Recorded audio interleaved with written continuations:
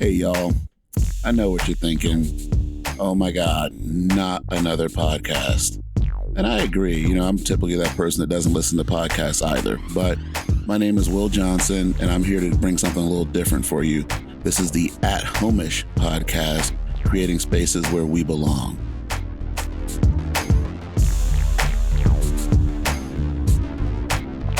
Welcome to the At Home-ish podcast, creating spaces where we belong. I'm going to give you a little heads up here. This podcast episode might be just a little bit longer than typical because I have a special guest with me today. and when we get together and talk, it's always a good time. So I want to introduce you to Mike Simmons. If you could just take a moment and tell a little bit about yourself, and we can jump into today's episode. So thanks, Will, for the invite. I know we've talked about the podcast for a little bit now. Yes. And so glad to be here on this President's Day, if you will, here in Snohomish on First Street, of course. A little bit about Mike Simmons. Wow. First and foremost, man of God, father of two daughters, Lauren and Rachel. Rachel to be married this Saturday. Yes. So it's an extremely exciting time. My current role is at the University of Washington Housing and Food Services as their director of HR and DEI. Right. And it's been almost a year. Prior to that, spent 21 years at Boeing in HR, various roles. Alongside that, 11 years on school board in Mukilteo. Right. 3 or 4 of those as the board president through the Rodney King scenario, if you will, the To Kill a Mockingbird scenario, if you will, new superintendent search. Right. And, of course, leaning right into COVID. In between Boeing and University of Washington, I spent 4 years at Seattle Public Schools doing all their hiring. All right. And one of the programs that I had responsibility down there for was to try to diversify the teacher workforce. So there's a number of things that I've been able to be involved in. Right. But the common thing with all of those, both personally and professionally, is the relationship is primary. And that is my mantra. And then, of course, it always comes back to my daughters, Lauren and Rachel, who are commonly referred to as my pride and joys. Yeah. But that's Mike Simmons. Thank you so much for sharing. And I think sometimes, we get in these settings and the interviewer might be like, well, what do you do? And what we do doesn't really talk about who we actually are, So I appreciate you starting off with being a man of God and talking about your family. And you've had a pretty interesting journey when we talk about your different professional roles too. And I just always feel that when we interact with each other that, we've been on a similar pathway, similar visions, where relationships are at the center of what we do. And I recall being newer to Mukilteo 4 years ago. And I think I've told you this a couple of times when I was down in Tukwila and told my colleagues that I was going to go to Edmonds. My white colleagues was like, oh yeah, Edmonds, that's going to be great. You're going to love it. And my people of color were like, dude, why are you going to Edmonds? And I'm like, okay, what am I going to expect up there? But then to move up to this area and see people like you in leadership roles, like you're saying, you were the president of the school board. I'm like, wow, that's awesome.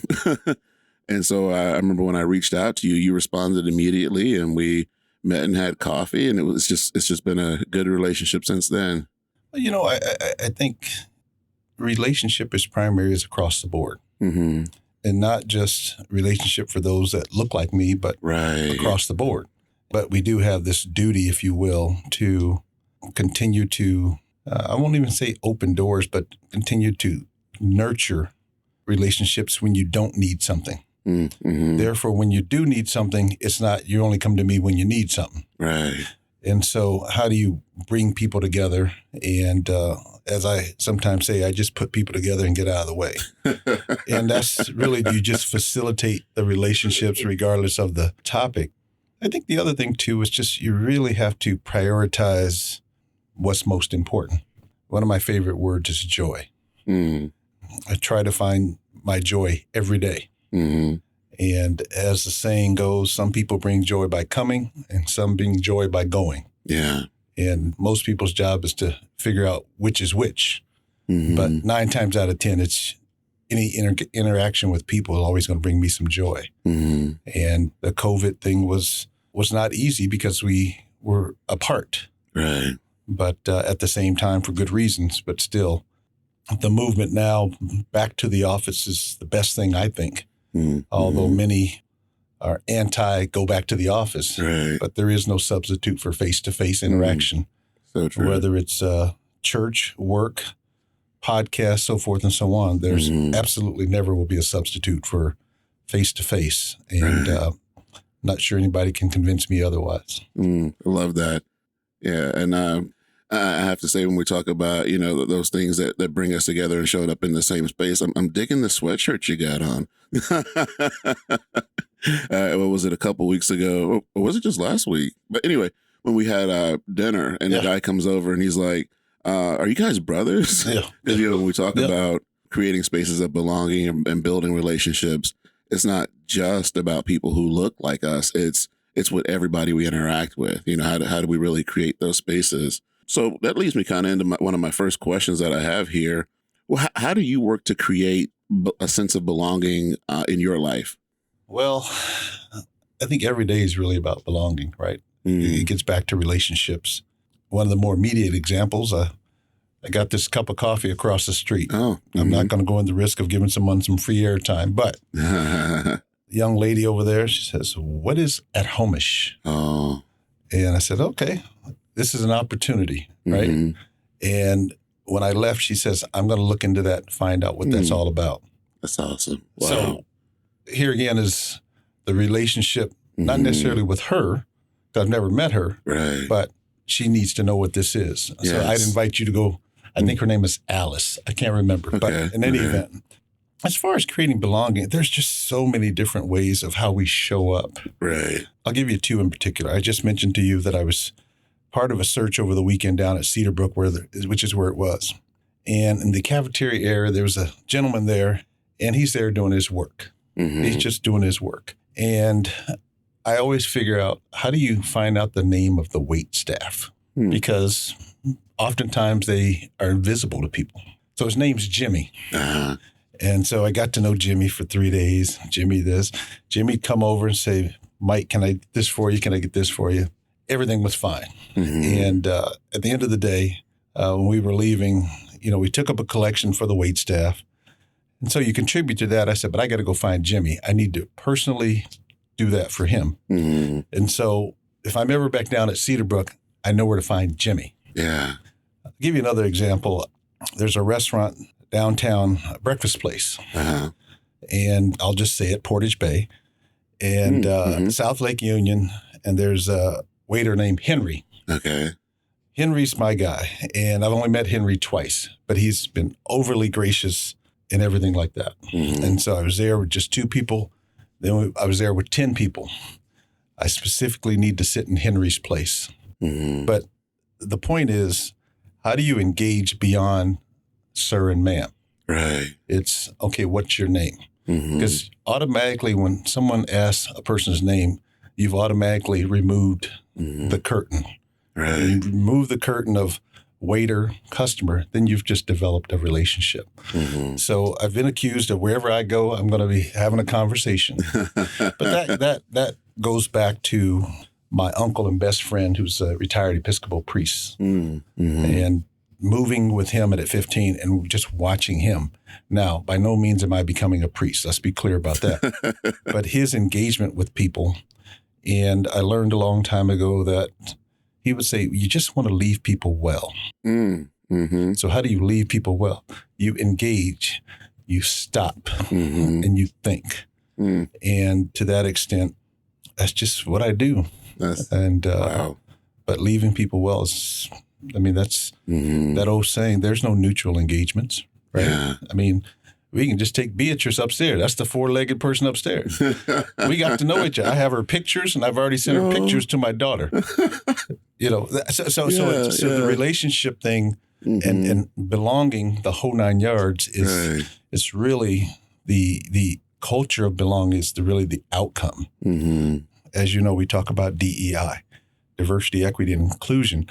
But in the end, we want to create this climate where everyone feels like they belong. Right. So when we do surveys or whatever, we're really testing, does this person feel like they belong? And from a work standpoint, the ultimate question on a lot of surveys for me is that all things being equal, if you could go work somewhere else, total compensation, same distance from work, would you still work here? Is there something that says you would still work here? That's powerful. That's the $10 million question. We make it complex.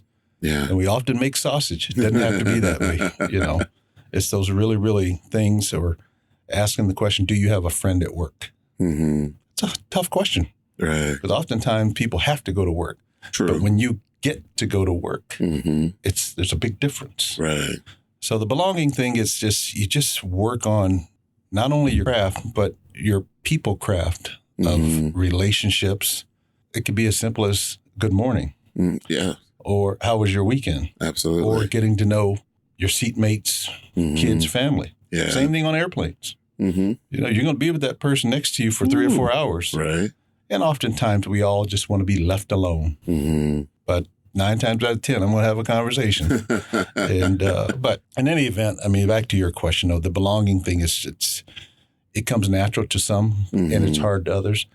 But it's in many cases, it's just kind of in the blood. Yeah. My daughters, I tell people, I just want them to be good souls. Good souls, meaning that they appreciate relationships, they engage, and they're just warm.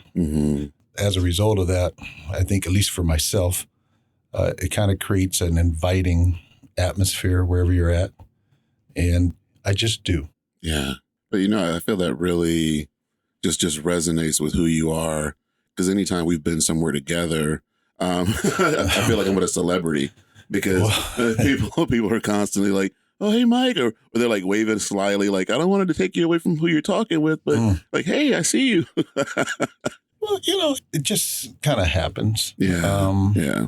I certainly don't run from it. There are a lot of things that we have to think and prioritize in our lives. For sure. And one thing I've learned is that if people think enough of you to ask for, number one, your perspective, your opinion, or your time, you owe it to them to take serious consideration if you really, really have time to do it. Otherwise, they would not ask. But, I'm a big believer that many relationships are reciprocal, and it comes around in different ways. Right. So it kind of manifests itself, especially around the holidays, right? There's an organization that a friend of mine who's an engineer at Boeing, and he takes it upon himself to put together care packages for the homeless. Oh, wow. And he's done it for years. And he says, Mike, what can you do? I says, what do you need? And one year it was socks. I said, okay, well, I'll go do the socks. So I send a note out to a number of people, maybe 20 people, and said, here's what we need. My garage gets flooded with socks. And many people, they're not going to say no. I don't ask. I just say, here's what I need. Yeah. But it's the relationship that happens, or it's water. Now, water is much heavier than socks, so you got to be careful because you carry a lot of cases of water. But it's really where it's that relationship that I've built up. It's a trusting thing, and that's what happens. And this past 2 holidays, there's been 10, maybe 12 families. Hey, here's the list for this family, and here's the date. And people just go by. Right. And they drop it off, so my garage looks like the North Pole. I get it. But here again, it's a relationship. And it's really nurturing that when I don't need something, which is what allows me to go to them and say, here's what I need. So you just do what's right. Right. I mean, we can use all the big words, but if you just do what's right, things come back tenfold. Karma has its way, the good and the bad and the ugly. Absolutely. But, you just want to not only leave people well, but you want to leave things well, leave relationships well. I don't have a PhD in it, but I think I'm pretty good at it. So yeah, you are. I can absolutely attest to that. Yeah, and I think back to when I used to coach football. One of our head coach, he would always say to our players when we're in the opposing team's locker room or even out on our own field, like, leave it better than you found it. And so maybe you're in a space where things don't look that great. Maybe someone left a mess from before, but leave it better. How do you want it to be when you're in that space? So sometimes you're cleaning up after other people. Sometimes you're putting in that extra effort, but really being mindful of the spaces that we're in and the people we're around. A couple of years ago, I actually adopted my personal mantra of I want every person to be better for our interaction, because I look at it like the opposite would be everybody I encounter being worse. And it's like who wants that? Yeah. Well, there certainly is no neutral engagements, right? Mm-mm. One way or another, you've moved the needle. Right. Right. And it's our engagements. And if we take the topic of, let's just say diversity, oftentimes people will say, "Oh, flip the switch. I get it." Well, that's okay. But I tend to look at it as a dimmer, right? Our engagements, whether it be here in Snohomish, in Seattle, Mukilteo, it's going to move your diversity switch one way or another. But I don't know that it's ever fully on or fully off. The question is, are you willing to allow that to move back and forth by your engagements? And it's when you get stagnant, it's when it creates a problem. And Preach. so I think we just have to move that dimmer switch every now and then.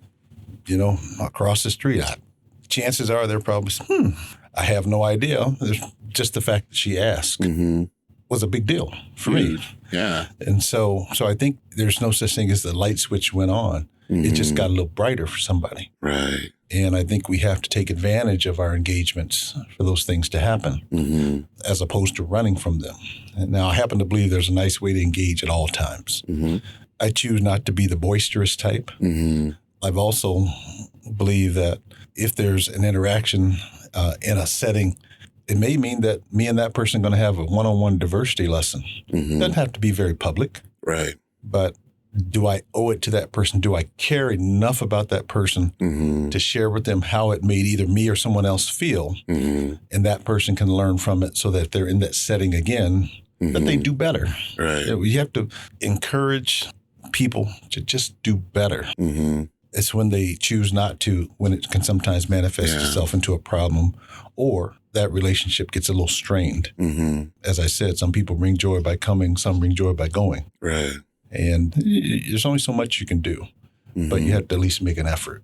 Yeah. So one of the things I appreciate you saying about having a conversation with somebody, if something lands wrong that they say or that they did, I feel like a lot of times there's this idea about, we have great relationships, and people just try to keep it in that realm of keeping it positive. So we don't call people on the carpet, so to say, when things land with us the wrong way. But, circling back to what we were saying about relationships, even the better relationship we have with someone, then we're able to navigate that space. Because I'm that type of person. I'm not loud and boisterous either, even though I got pretty loud when I was in the military and coaching at times. But it's like I really want to be able to engage people in a conversation and, like we're saying, move the needle. And so if something happens in a public moment, I'm not going to call that person out in public. I'll call them in private, you know, and just kind of, rehash, what I was feeling, what we were thinking, what was going on, and the possible impacts of that. Well, and then we owe them that. Now, that person may choose to go back in that public setting and try to right whatever misunderstanding it was. Right. I applaud them if they do. I don't hold it against them if they don't. Asking the tough questions of that person and setting the expectations that that person has of him or herself, I think is the most important thing. So true. And you'd be surprised how much the relationship grows after that. Because they will call you when they get stuck and they'll ask for help. Right. So it's always a work in progress. Yeah. So going back on a couple of things that I've picked up in this conversation so far, I really try to leave people with some tips or tools that they can use, because some people look at this work and think, I don't know what to say. I don't want to say the wrong thing. Do I even have a voice in this work? But I mean, you talked about just knowing someone's name. You talked about just saying hello. And you talked about just having those relationships and helping people to grow, bringing things to their attention that they might not be aware of. And those are things I feel that are pretty simple that we can do. Well, Yes, simple. But I think oftentimes it comes down, am I willing to take the time to engage and have that discussion with that person? Because we're all busy. Let's be clear. We are all busy. We have those things, those little, phones and everything else. But to the extent that we can suspend what we're doing when we're having this, that's goodness. Am I 100% there for that person? And don't get me wrong, it is hard, but it's like clearing your desk. You're the most important thing in front of me at this time. So let's have that 10-minute discussion. Yeah. And those things go a long way. Right. A bottle of water, if you look at that, that's your energy every day. And you're kind of get towards the end of your day and that water's gone, then you have to replenish by rest, whatever. But I try not to waste a drop. That's not to say that every day there's something that gets wasted time-wise. Yeah. But I try to guard it and really make it count to when I get to the end of the day, have I been able to impact the lives of others, whether it be one-on-one, whether it be in the store asking a person, how are you doing? Perfect example. Young lady at QFC in Mukilteo. I had this coin. It said, kindness is contagious. Oh. I don't know where I got it, but I gave it to her one day. Okay. Just as she deserved it. Yeah. That was 4 years ago. And every day I go in there, she says, Michael, kindness is contagious. And I'm thinking, okay, that was not my intent, but that's what she knows. And so it's just, sometimes it's the smallest things that impact people.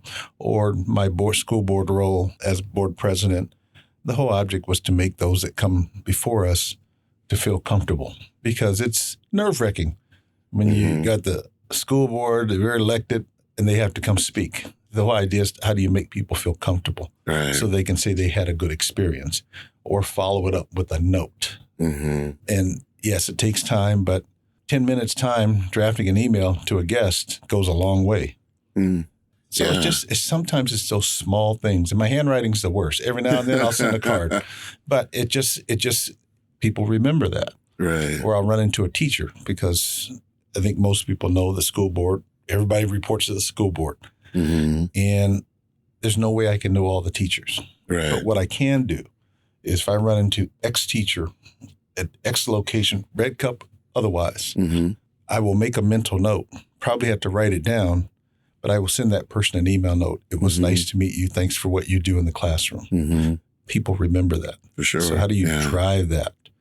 Because at some point you'll want to lean on that relationship for some help or something. But how do you seize the opportunity, and it costs you nothing but about 10 minutes doing an email note, and you copy in the superintendent. So now this person knows. So you connect the dots. So, but it's, here again, it comes back to relationships. Right. Yeah. So add that to the list too. Pause for the people. Yeah. That's right. Pause for the people. Love it.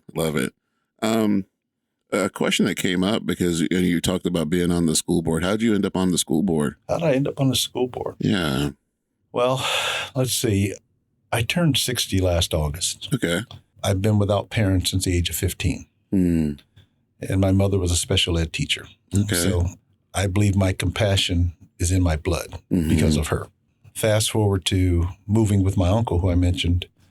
And when I moved in with him in June of 79, he was on the LA Unified School Board. Okay.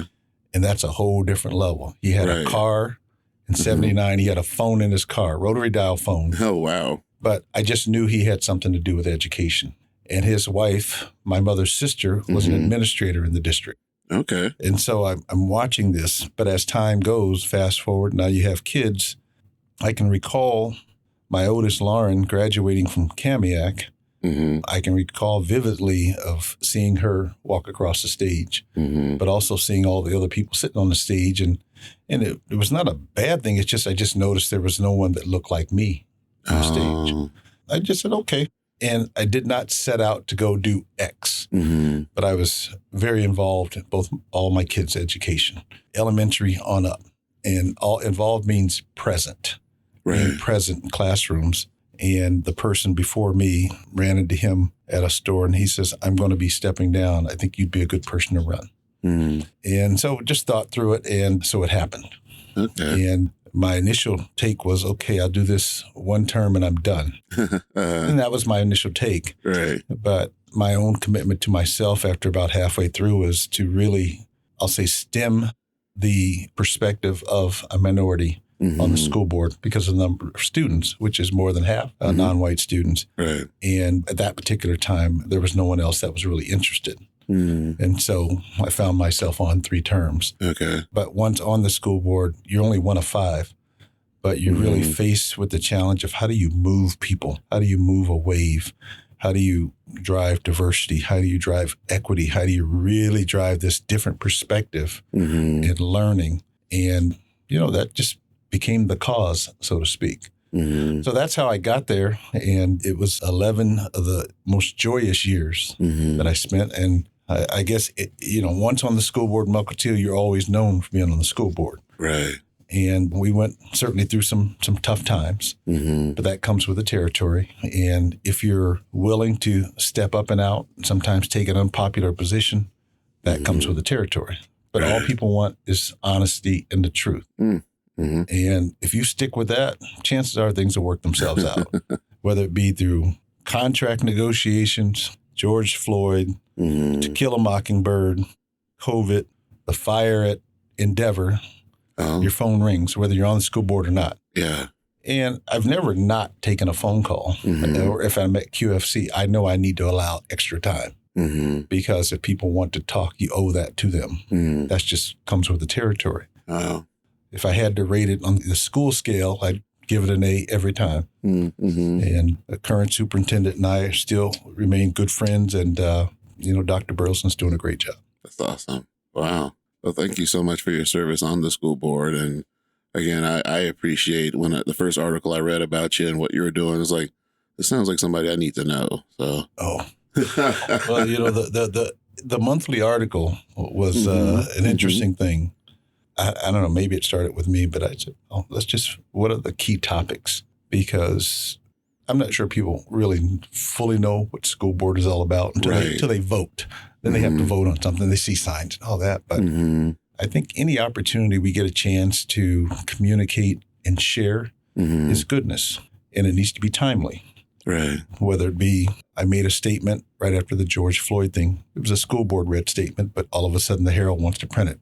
I'm fine. It's open and public. Right. And then we had certainly the Kill a Mockingbird, certainly DEI. Yeah, remember that. Then the thing right after George Floyd was around SROs, school resource officers. And, there was the whole topic behind defund the police. Right. But school resource officers is a little different. And I was not a fan of defund the police, but in any event, school resource officers are part of school leadership. Right. They are there for a reason. And so while across the country, there was this big hullabaloo about it. And I was very clear in an article that in Mukilteo, our school resource officers play a valuable role. And in not so many words, we're not getting rid of them in the discussion, move on. So, and that generated a call and a request for coffee from the police chief, which was fine. Right. But of course. I think there are times when you have to step out on what you believe. And if it costs you something, then it does. But I have no regrets writing that article whatsoever. But that came with the territory. Yeah. Right. Or I could shrivel up in school board and say, oh, that's not education. Well, it is education. Because the safety of our students is number one. Absolutely. But one of the things I appreciate that what you're saying, what you believe and standing by that, I think a lot of that is, deeply rooted in inclusion. Because when I talk with people about inclusion, I often reference it to the space of what are the spaces where our voices are either amplified or silenced. And it's like to be in a space where you can share your voice and stay by it and it be your authentic voice is a powerful place to be. I can only be me. Right. I can't be, Mike Simmons that works here and then outside of work, Mike Simmons, someone else. That's really, really hard. And I understand people do that. It's just much easier for me to just, I'll use the word, speak my truth regardless. And when people ask, they can bet they're going to get the varnished truth. But, I think, yes, there are going to be school boards across the country, and we've all seen them, where I'll say they oftentimes people want to lean in too much. Mm-hmm. Oftentimes that leaning in is really because in some cases, board members have an aspiration for something different. Mm-hmm.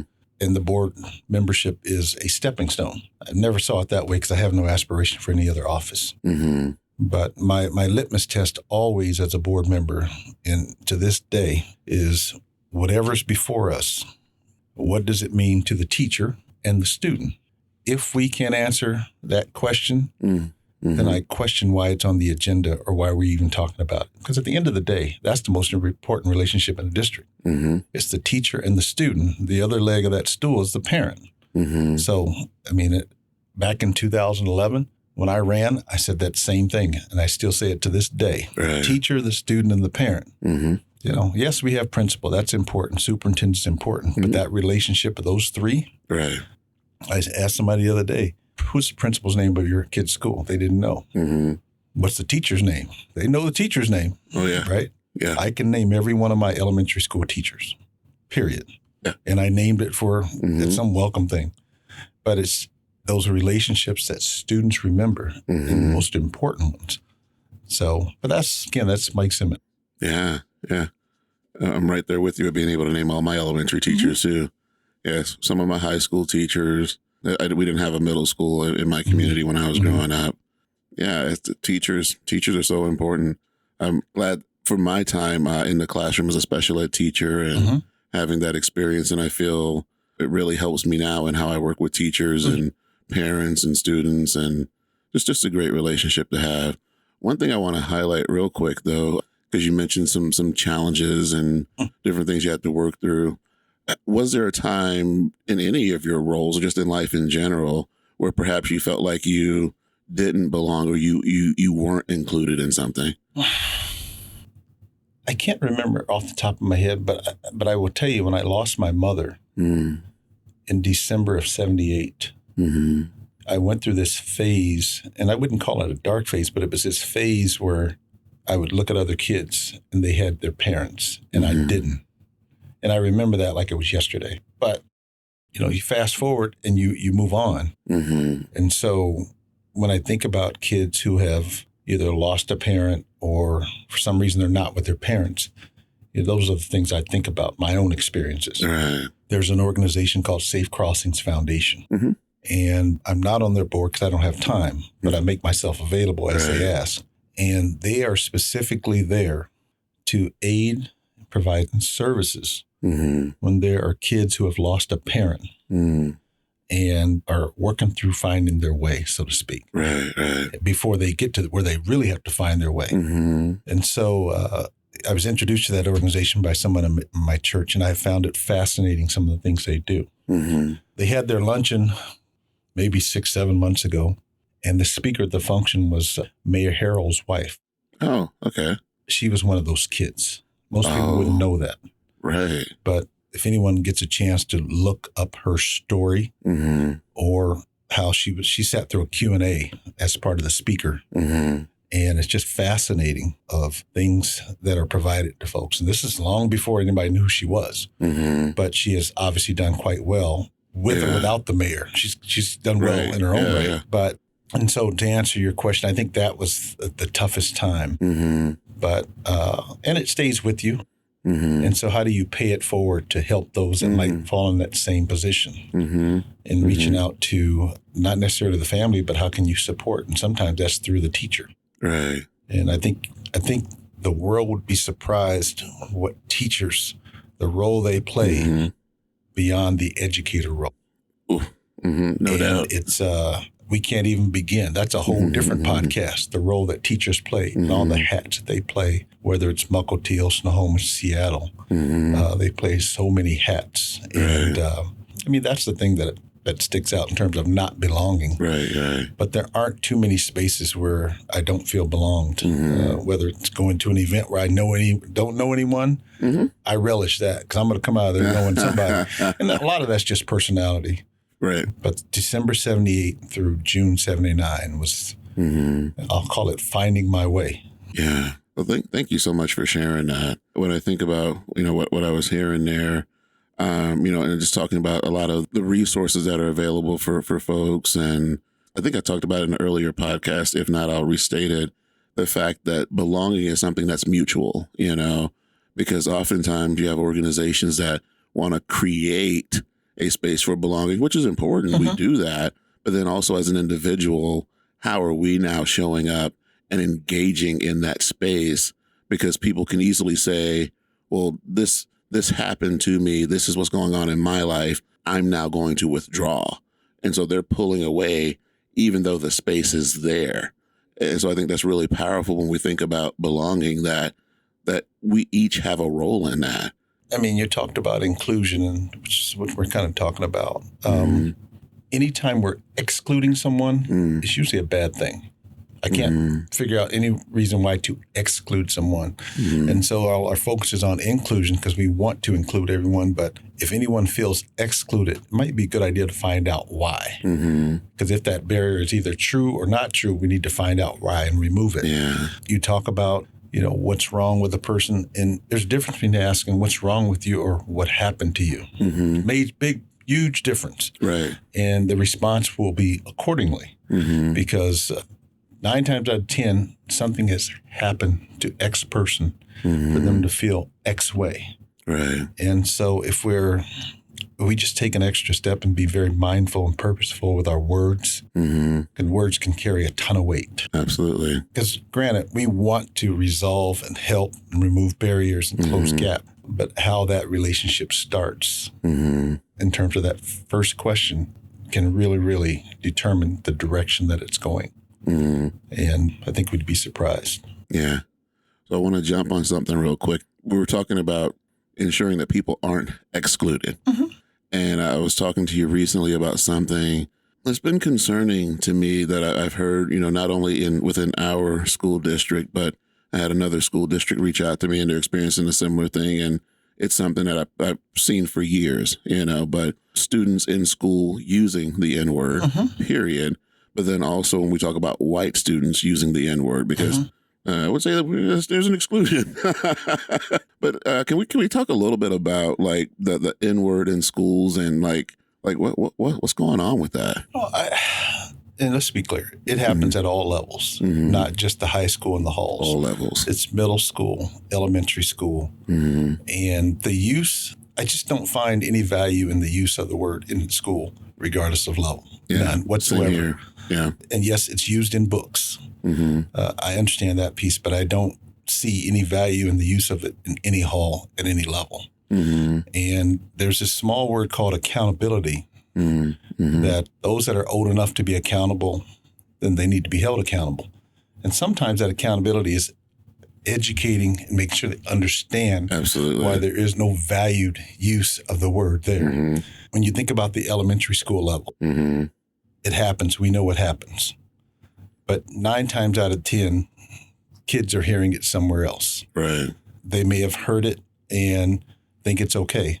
But I think we have this supreme duty to help them understand that it's wrong. And sometimes that duty extends beyond the student. It may extend to asking the parent to come in and understanding. Now, it's a loaded word.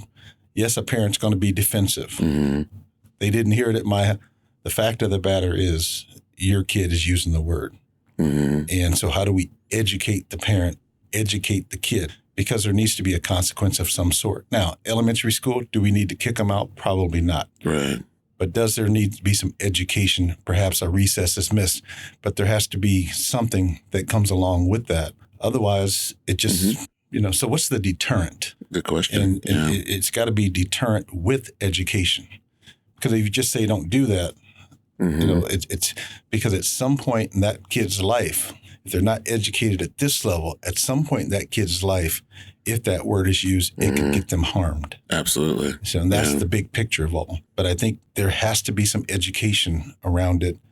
And as parents, white, black, or otherwise, we need to be present. We need to understand. And chances are there's some more learning on our parts too. I can only speak from my own experience. My kid went through that at school. Now, was Mike Simmons present after that? Absolutely. Was I ranting and raving? No. Right. But there needed to be a discussion. And void of that discussion, then things potentially could get worse.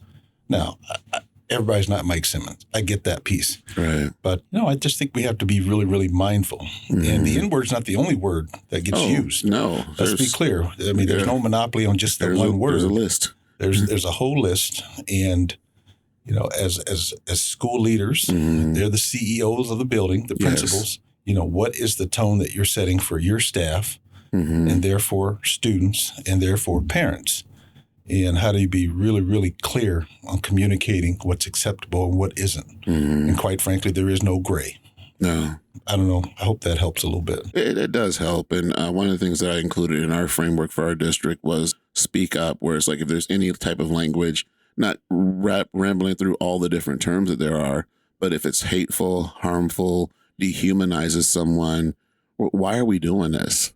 And then we work to educate on what it is, why it's wrong, and then work to move forward from there. But then also in the vein of having been a behavior interventionist, if we have an extinguishing of a behavior, you create a vacuum. And so now something else fills that void. And it goes back to kind of what you were saying, being a kid and seeking more positive things. You took it upon yourself to find something where these kids may be, well, I'm using this word to connect with my peers. I'm using this word because I think it's cool.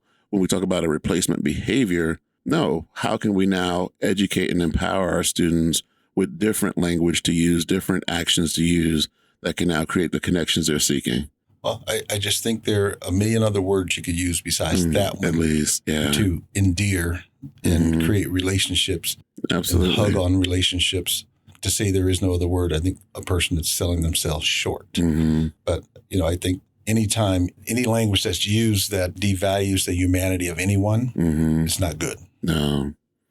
And have you heard about, in some instances, Black students giving passes to other students to use the words? Not a lot, other than you sharing it with me. Yeah. There's education to be done there too. Absolutely. And so that student's parents probably need to be educating first, because what you're doing is setting that person up, and not everyone's going to see it that way. So why would we do that? Right. And to me, it just doesn't make good sense. And I'm going to make the leap that this pass giving is probably at the middle school and the high school level. Right. It just it's not registering with me. No. But it's one of those things where I'd make the time to sit down with a group of students and say, help me with this. How can I help? Right. With perspective, so forth and so on. Yeah. Because we're easy to criticize, but are we willing to take the time to sit down and listen? I think that's one of the things as not just as board members, but as community members that we have to make it a priority. Absolutely. So important to listen. And I'll go back to what you were saying earlier about how that word has absolutely no value in the school setting. And I would even go as far as to say anywhere. I mean, it is in our text. We hear it in music all the time. But when I think about the kiddos wanting to give someone a pass, don't do it. But thinking about that pass in the context of terms and conditions, because, it's like, oh, are you giving this person a pass to say this word around you? Because you can't give someone else a pass to say something around me because you don't know how that's going to work. Well, I always say, is your parent aware of this? Right. Yeah. And that's where we as parents, and not just Black parents, but all parents, you need to be mindful of what's going on around you. And we're all busy. Let's be clear. Absolutely. We're all busy, but we owe it to our students, especially those that are our kids, to just be mindful of what's going on. I mean, you got social media, you got a whole bunch of stuff going on. Yeah. But it does not absolve you from knowing what's going on. Yeah, we got to know. And parenting is at a premium.